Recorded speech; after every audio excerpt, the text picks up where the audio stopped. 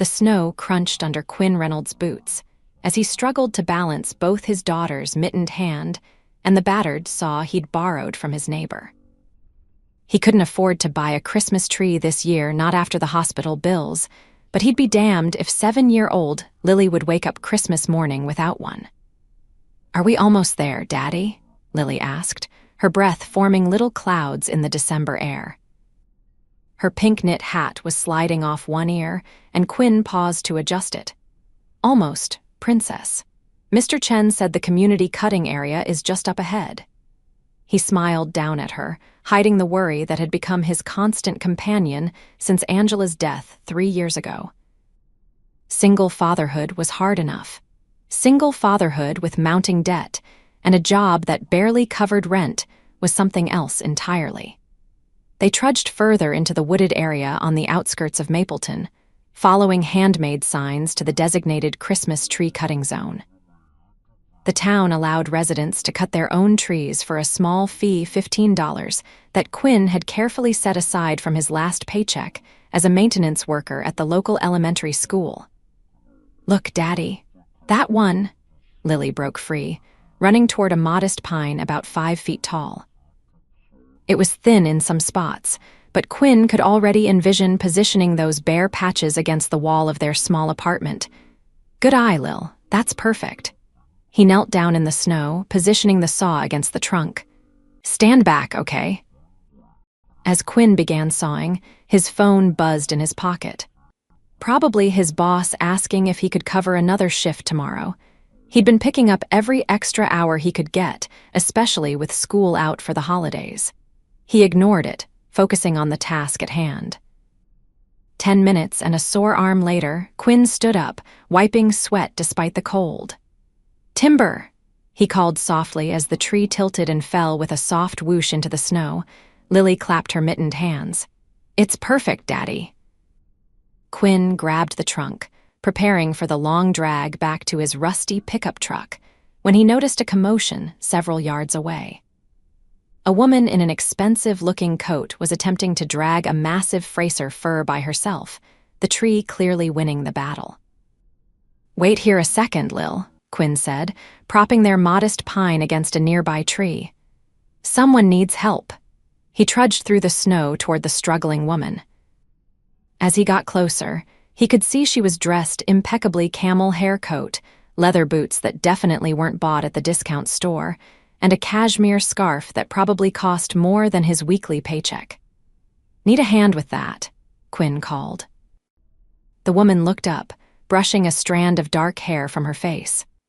For a moment, Quinn forgot the cold, the bills piling up at home, and the extra shift he'd have to work tomorrow.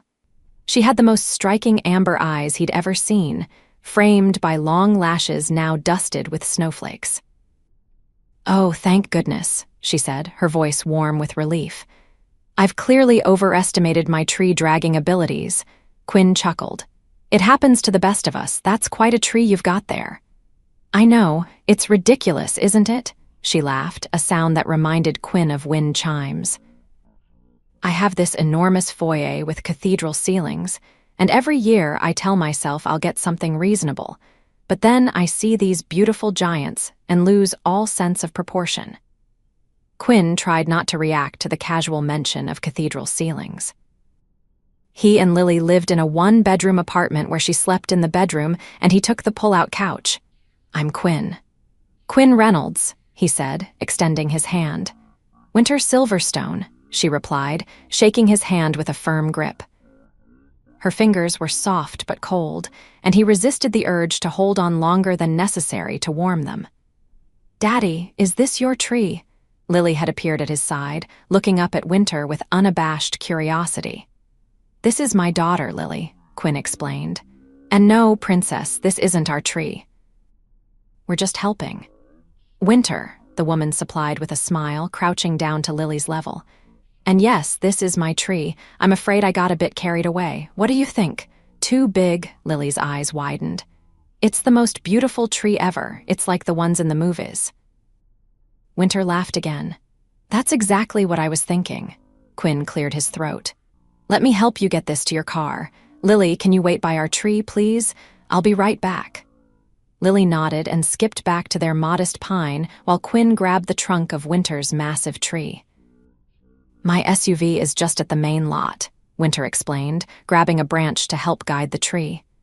I really appreciate this. I don't know what I was thinking, coming out here alone. Quinn grunted as he lifted the tree. It was heavier than it looked. No problem, consider it my good deed for the day.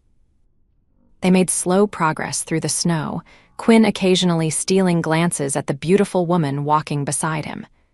There was something about her that seemed both confident and vulnerable at the same time.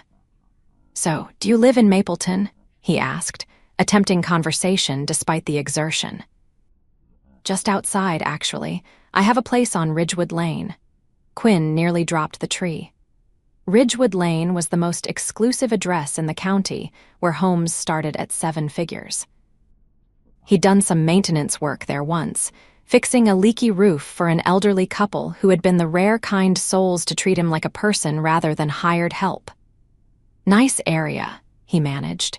It's too much space for one person, honestly, she said, surprising him with her candor. But it was my grandmother's house, and I couldn't bear to sell it after she passed. They reached the parking lot, where a sleek black Range Rover sat waiting.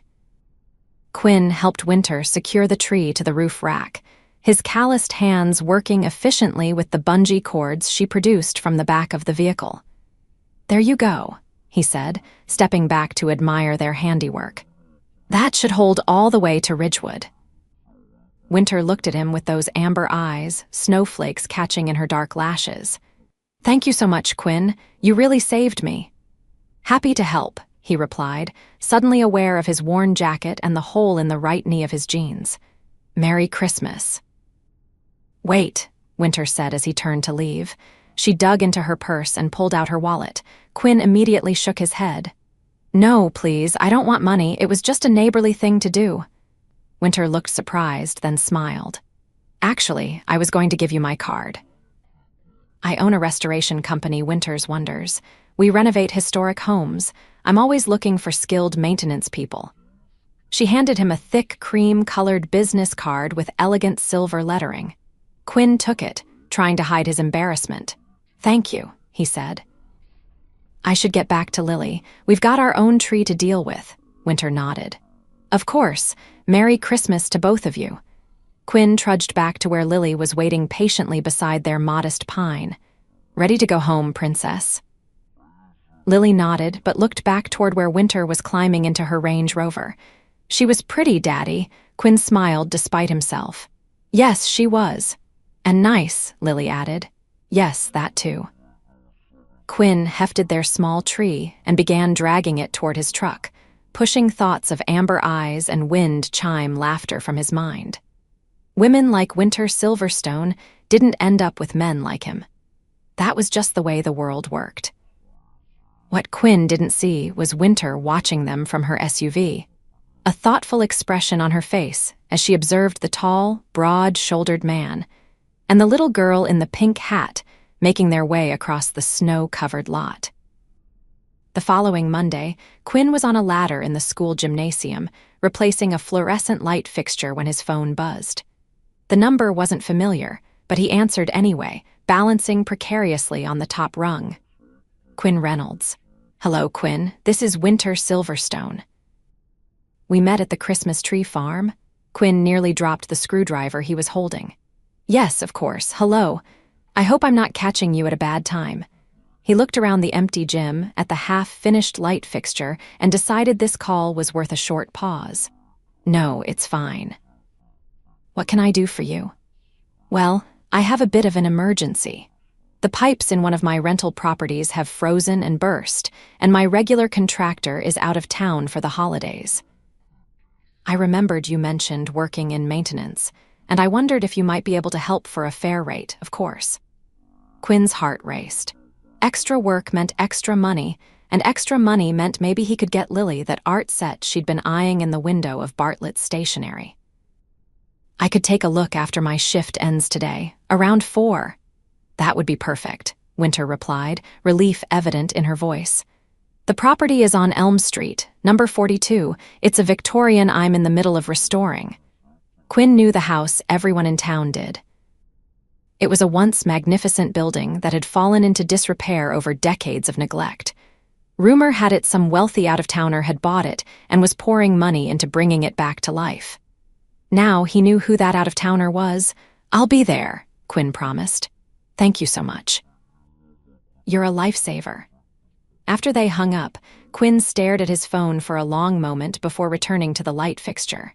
It was just a job, he reminded himself.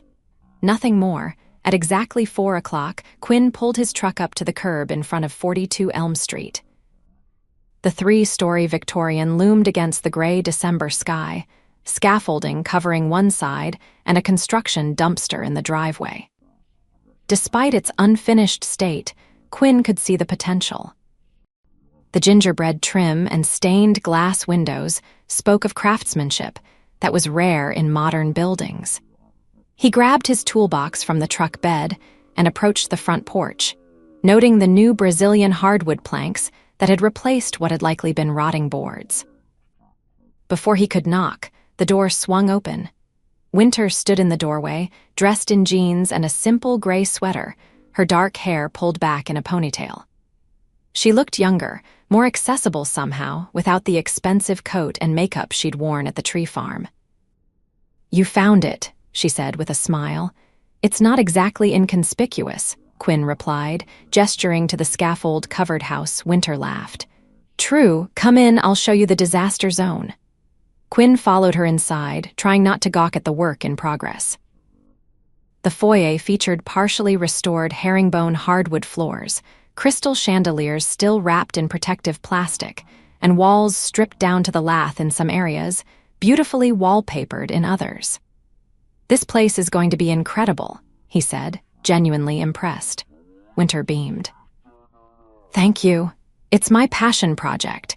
The damage is in the kitchen this way." She led him through a dining room with soaring ceilings to a large kitchen at the back of the house. One wall was completely opened up, pipes exposed where cabinetry had been removed. Water had pooled on the subfloor, and ice had formed where it had seeped through an exterior wall. Quinn set his toolbox down and got to work, examining the damage while Winter explained her renovation plans for the space. As he worked, he found himself increasingly impressed with her knowledge of historic homes and restoration techniques. This wasn't some rich person's vanity project. Winter clearly knew what she was talking about. "How long have you been doing this?" he asked as he cut away damaged drywall to access the burst pipe. "Professionally, about 8 years, Winter replied, handing him a tool before he even asked for it. "But I've been obsessed with old houses since I was a kid. My grandmother's house, the one on Ridgewood, was built in 1892. I used to follow the maintenance workers around asking questions until they probably wanted to lock me in the coat closet." Quinn laughed. "Lily's the same way, always asking how things work, wanting to help fix stuff around the apartment." Winter smiled. "She seems like a great kid." "The best," Quinn agreed, feeling the familiar mixture of pride and anxiety that accompanied thoughts of his daughter. "She's with my neighbor, Mrs. Chen, right now. The school's out for winter break, but I've still got my regular shifts plus whatever extra work I can pick up." He hadn't meant to reveal so much about his situation, but something about Winter made it easy to talk. "It must be challenging, balancing everything on your own," Winter said quietly. Quinn focused on the pipe he was repairing. "We manage. Her mother passed away 3 years ago, cancer. It was tough, but Lily's resilient." "I'm so sorry," Winter said, and the genuine empathy in her voice made Quinn look up. Their eyes met for a long moment before he turned back to the pipe. "Thanks. What about you? Any family nearby?" Winter shook her head. "My parents are in Arizona. Retired there a few years ago. My grandmother raised me, mostly. She passed last year." "I'm sorry for your loss," Quinn echoed her earlier sentiment. They worked in companionable silence for a while, Quinn repairing the pipe and Winter cleaning up water damage. By the time he had the immediate problem fixed and a temporary solution in place, until supplies for a permanent repair could be obtained, 2 hours had passed. "You're really good at this," Winter said as Quinn packed up his tools. Years of practice, he replied with a shrug. Old buildings and I understand each other, Winter laughed. I know exactly what you mean. She pulled out her checkbook. What do I owe you? Quinn named a fair price for his time, deliberately on the lower end of what a contractor would charge. When Winter wrote the check, he noticed she'd added $50. This is too much, he started to protest. It's not, she interrupted firmly. You dropped everything to help me and you did excellent work. I don't underpay people, Quinn, he nodded, accepting the check. Thank you. As he headed for the door, Winter followed. I have several other properties I'm working on, she said casually. I could use someone with your skills on a regular basis if you're interested. The pay would be good and the hours flexible. Quinn turned to face her. Are you offering me a job? More like a partnership on certain projects. You'd still be independent, but I'd give you first option on the work. I need someone who understands old houses and doesn't take shortcuts. It sounded too good to be true. Why me? You barely know me, Winter smiled. I'm a good judge of character. And craftsmanship. You have both. Quinn hesitated. A steady stream of extra work could mean paying down his debt faster, maybe even starting a college fund for Lily. But he couldn't shake the feeling that there was more to this offer than professional appreciation. Can I think about it? Of course, Winter replied. No pressure, here. She handed him another business card. My cell phone is on there. Call me anytime. As Quinn drove to Mrs. Chen's apartment to pick up Lily, his mind raced with possibilities. The additional income would be a game changer, but working closely with Winter might be complicated. He couldn't deny the attraction he felt, but he also couldn't afford to misread the situation. Women like Winter didn't look twice at men like him. She probably just needed reliable help, nothing more. By the time he pulled into Mrs. Chen's driveway, he'd convinced himself that was all it was, a business proposition. But when Lily bounded out to his truck, full of stories about her day, the first thing she asked was, Did you see the pretty tree lady again, Daddy? Quinn couldn't help but smile. Yes, Princess, I did. Was her tree as big as she said it would be? I didn't see her tree, honey. I was helping her fix a broken pipe in another house. Lily buckled her seatbelt and looked at him seriously. I hope you'll see her again. She made you smile the real way. Quinn glanced at his daughter. The real way? Uh-huh. Not the pretend smile you do when you're worried about money or Miss Mommy. The smile that goes in your eyes, too. Out of the mouths of babes.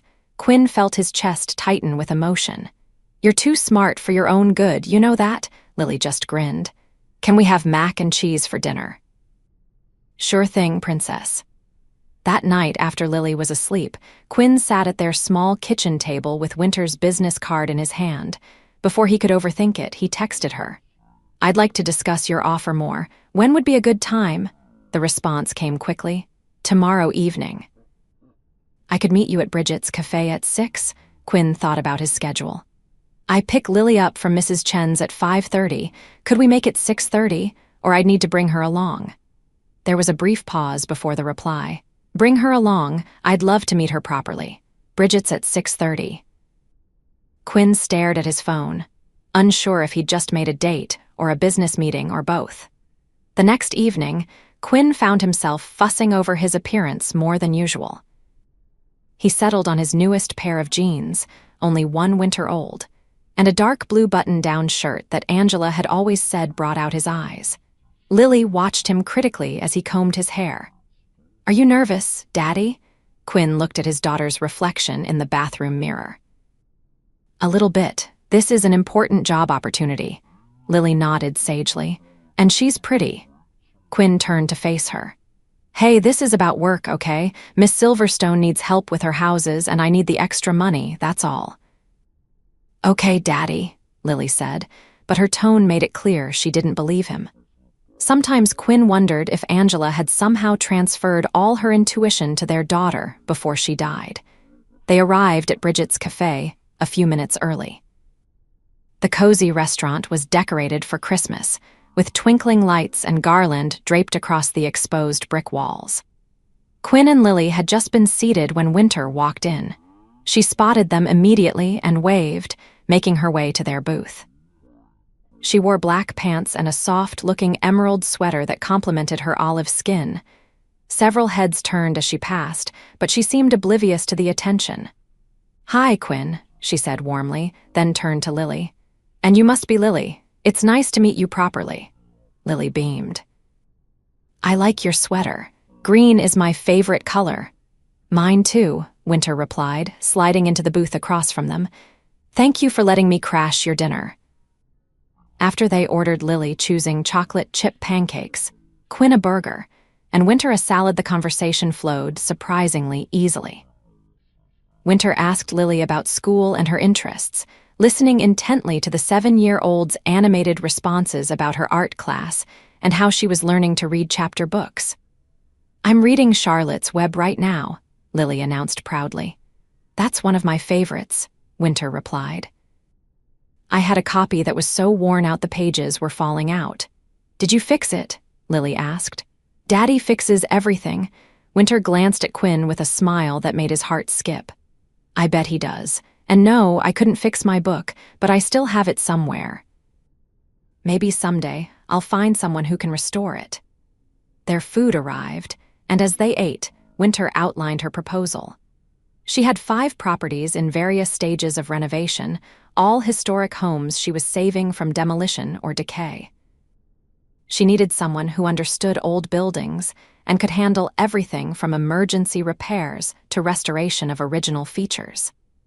The pay would be $35 an hour, and I can guarantee at least 20 hours a week, Winter explained.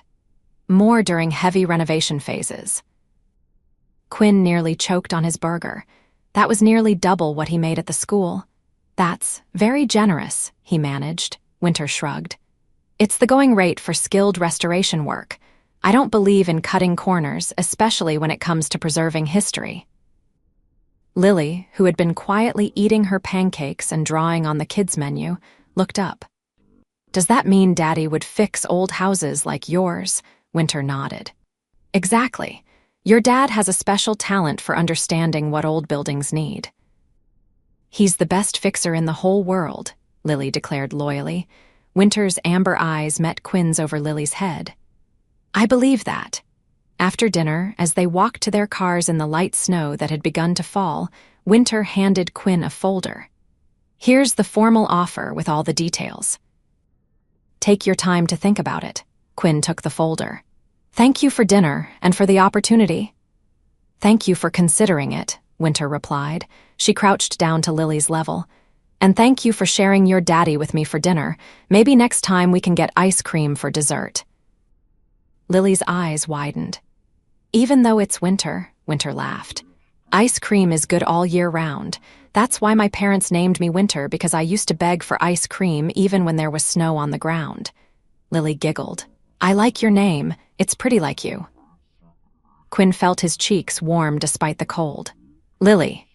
"It's okay," Winter said, standing up with a smile. "That's a lovely compliment." She looked at Quinn. "She's wonderful, Quinn. You're doing an amazing job." Something in her voice, in the sincerity of her eyes, made Quinn's throat tighten. "Thank you," he said quietly. Winter hesitated, then leaned in and kissed his cheek. "Call me when you've decided. Good night, Quinn. Good night, Lily." As she walked to her car, Lily looked up at Quinn with a knowing smile. "She likes you, Daddy, the real way." Quinn watched Winter drive away, the folder clutched in his hand. "Maybe, Princess, maybe." Over the next 2 days, Quinn couldn't stop thinking about Winter's offer. The money would change everything for him and Lily, and the flexible hours meant he could be there for his daughter more consistently. He decided to accept, but something held him back from making the call. It was Lily who finally pushed him into action. "Daddy, when are you going to call the tree lady? Christmas is coming and she might need help decorating her big tree." Quinn laughed. "Is that so?" Lily nodded solemnly. "A tree that big needs at least 3 people to decorate it." Quinn looked at his daughter's hopeful face and realized he was being ridiculous. Winter had made a business offer, and his attraction to her was no reason to turn down good work. He picked up his phone and dialed her number. "Quinn," Winter answered on the second ring. "I was hoping you'd call." "I've been thinking about your offer," he began.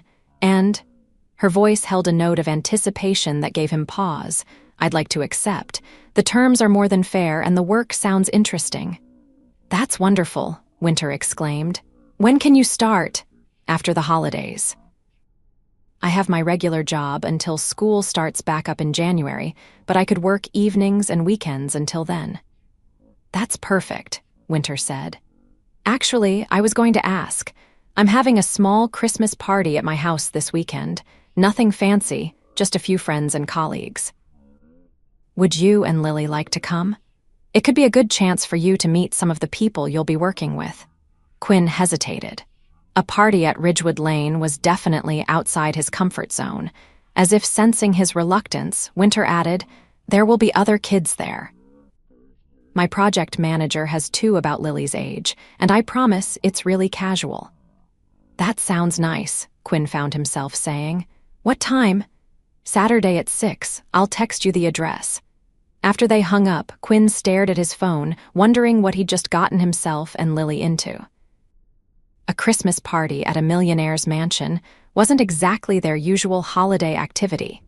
Saturday evening found Quinn and Lily standing on the steps of a grand colonial revival house on Ridgewood Lane. Quinn had splurged on a new sweater for himself and a red velvet dress for Lily. They'd picked up a modest hostess gift, a potted poinsettia that now seemed woefully inadequate as Quinn took in the magnificent wreath on the front door and the tasteful white lights outlining every window. This house is like a castle, Lily whispered, clutching his hand. Remember your manners, Quinn whispered back, ringing the doorbell. The door swung open to reveal Winter, stunning in a simple black dress, her dark hair loose around her shoulders. You came, she said, her face lighting up. Come in, it's freezing out there. They stepped into a foyer that made Quinn gasp despite himself. Soaring ceilings, a grand staircase, and at the center of it all, the massive Christmas tree he'd helped Winter load onto her car.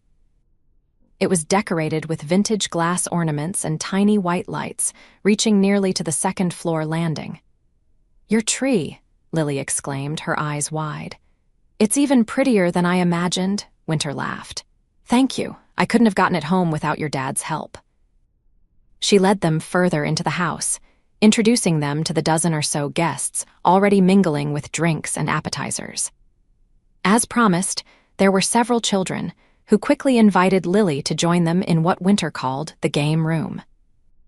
She'll be fine, Winter assured Quinn as Lily disappeared with her new friends.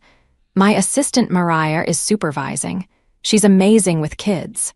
Quinn nodded, accepting the glass of wine Winter offered. Your home is incredible. Thank you. It's been in my family for generations. My grandmother left it to me when she passed. Winter's eyes held a hint of sadness. I grew up here. It's too big for just me, but I could never sell it. I understand, Quinn said, though his own childhood home had been a modest 3-bedroom ranch his parents had sold years ago.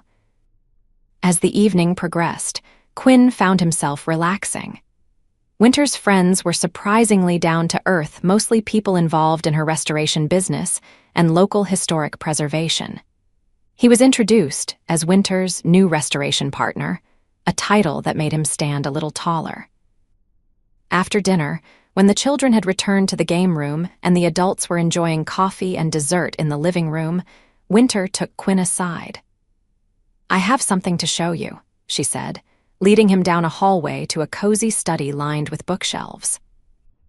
A fire crackled in the hearth, casting warm light over leather chairs and a massive oak desk. This was my grandfather's study, Winter explained, closing the door partway. It's my favorite room in the house. Quinn looked around appreciatively. It's beautiful. That woodwork is incredible. Winter smiled. I knew you'd notice that. My grandfather was a carpenter before he made his fortune. He hand-carved all the moldings himself. She moved to the desk and picked up a folder. I have a confession to make, Quinn. Quinn tensed. What's that? The pipe at the Victorian didn't burst by accident. Winter bit her lip, looking uncharacteristically nervous. I mean, it did burst, but it had been threatening to for weeks. I could have had it fixed before it became an emergency. Quinn frowned. I don't understand. Winter took a deep breath. When I saw you at the tree farm, helping your daughter pick out a Christmas tree, I felt something. Something I haven't felt in a long time. And then when you offered to help me with my tree, expecting nothing in return. She shook her head. I wanted to see you again, but I couldn't just ask you out. You seemed so proud, so independent. So you created a plumbing emergency? Quinn asked, torn between amusement and disbelief. Winter grimaced. Not my finest moment, I admit. But I really did need help with the house, and after seeing you work, I genuinely want you on my team. The job offer is completely legitimate. Quinn processed this information, unsure how to respond. Why are you telling me this now? Winter set the folder down and moved closer to him. Because I don't want our working relationship to start with a lie, even a small one, and because... She paused, meeting his eyes directly. Because I'm interested in more than just your carpentry skills, Quinn Reynolds. Quinn's heart hammered in his chest. Winter, I'm a single dad with a mountain of medical debt and a job that barely pays the bills. You're a woman who knows what she wants, Winter interrupted. And who recognized something special when she saw a man gently help his daughter pick out a Christmas tree, then offer assistance to a stranger without expecting anything in return. She reached out and took his hand. Her touch was warm, steady. I'm not asking for anything right now, just openness to possibilities. Quinn looked down at their joined hands, then back at Winter's amber eyes. I'm not looking for charity, not for me, not for Lily. Good, because I'm not offering any, Winter replied firmly. I'm offering a fair job and the possibility of getting to know each other better. That's all. Quinn was silent for a long moment, weighing her words. Finally, he squeezed her hand gently. I think I can be open to possibilities. Winter's smile was like sunrise. That's all I ask. The moment was interrupted by the sound of children's laughter in the hallway. They stepped apart as Lily poked her head into the room. Daddy, Miss Winter, come quick. It's snowing really hard, and Zach says we can build a snowman in the backyard. Winter looked at Quinn, eyebrows raised in question. He nodded, and she turned to Lily with a grin. I think that's a brilliant idea. I happen to have some excellent snowman building supplies in the mudroom. Let me get my coat. As they followed Lily down the hall, Winter's hand brushed against Quinn's, and he found himself reaching out to catch her fingers with his own. The smile she gave him held promise of what, exactly, he wasn't sure. But for the first time in 3 years, Quinn Reynolds was looking forward to finding out. The next few weeks passed in a whirlwind.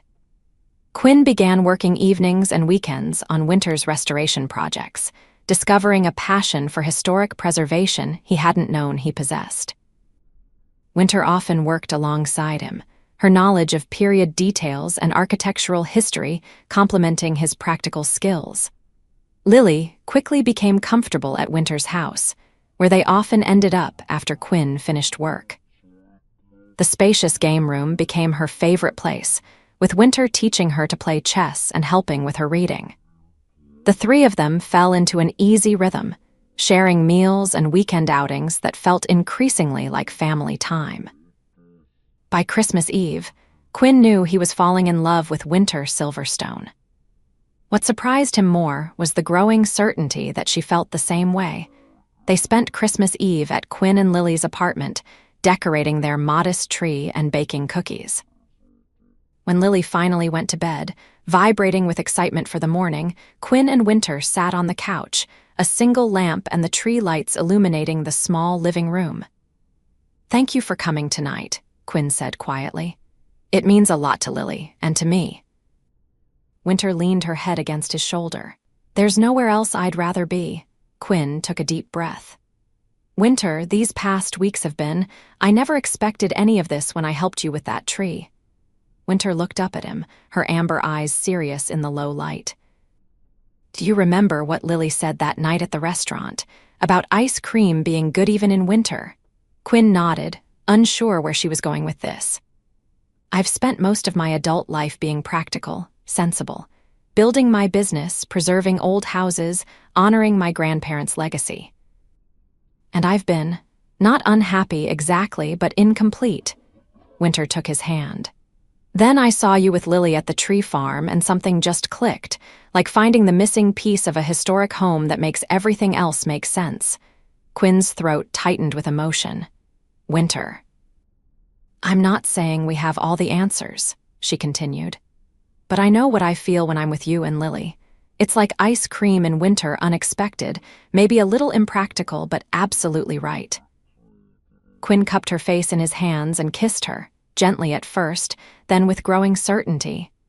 When they finally pulled apart, he rested his forehead against hers.